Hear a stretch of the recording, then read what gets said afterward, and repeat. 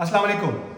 आज मैं आपसे एक ऐसी बात करना चाहूँगा जिसके लिए शुरू करने से पहले मेरी रिक्वेस्ट है कि जितने भी छोटा पार्टी है ना वो चली जाए, उनके काम की नहीं है। जो लोग या तो शादीशुदा हैं या शादी करने वाले हैं, उनको चाहिए कि मेरी ये बात ज़रा ध्यान से सुने। मैं अक्सर सोचता हूँ कि ये मियाँ बीवी लड़ते क्यों हैं? हर वक्त चूं चूं चाचा क्यों? मतलब मसला क्या इनका लड़ने का? बल्कि औरतें तो अक्सर गिला करती हैं कि शादी से पहले तो आप बहुत अच्छे थे, शादी से पहले तो आप ये करते थे, शादी से पहले तो आप वो करते थे। I mean what is this? अरे मेरी बहन, जितनी भी औरतें ये बातें सवाल कर रही हैं उनको मेरा ये जवाब है कि शादी से पहले उस बंदे पे कोई रिस्पॉन्सिबिलिटी नहीं थी, बल्कि वो तो खुद किसी की रिस्पॉन्सिबिलिटी था, उसके माँ बाप की। तो फारिग था, यही करना था उसने।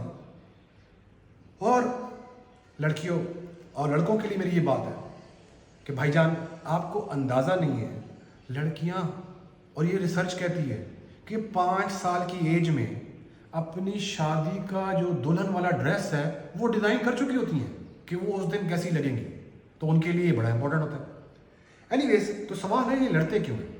मतलब ये देखो, अमीर लोग कितने ज़बरदस्त तरीके से एक दूसरे से बात करते हैं, कितनी ज़बरदस्त उनकी केमिस्ट्री होती है, कितने अच्छे से वो एक दूसरे से कम्युनिकेट कर रहे होते हैं, और उनके बच्चे भी उनकी तरह बड़े ज़बरदस्त किस्म के होते हैं। हम जितना मर्जी पढ़वा लें, जितना मर्जी, कभी देखें ये जो नौदौलती होते हैं उनकी औरतें सोने की दुकान लग रही होती हैं और मर्द उस ब्रांड की दुकान लग रहा होता है।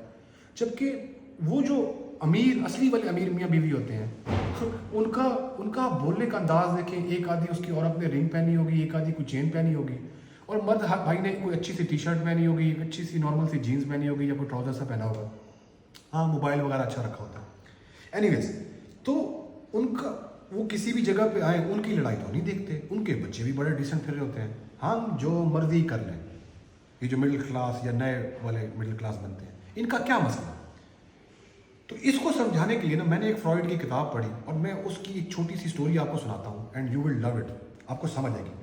फ्रॉइड कहता है कि जब खुदा ने मर्द और औरत को पैदा किया तो उनको ज़मीन पे नहीं भेजा, बल्कि सारे मर्दों को उन्होंने भेज दिया मार्स के ऊपर। मार्स मतलब मरीख होगा। और जितनी भी औरतें थी उन्हें भेज दिया वीनस के ऊपर।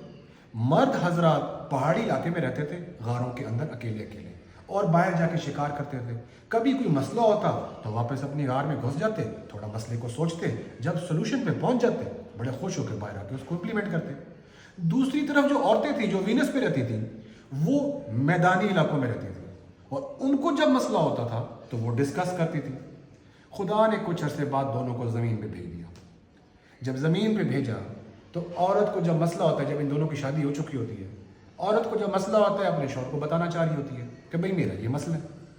अब मर्द साले को गौर चाहिए सोचने के लिए, तो वो उस पर सोचने के लिए टाइम मांग रहा होता है कि चलो मैं इस पर सोचूंगा, इस पर गौर करूंगा, इसका हल कैसे निकलेगा।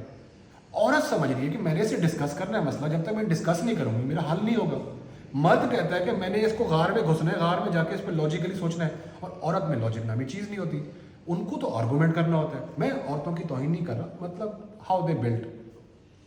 तो जब तक भाईजान, ये जो मर्द हजरात हैं, आपने लाजमी औरत की पूरी बात सुननी है, चाहे वो जितनी बड़ी चवल मारी हो, ताकि उसको ये एहसास हो कि उसका मसला आप तक पहुंच गया।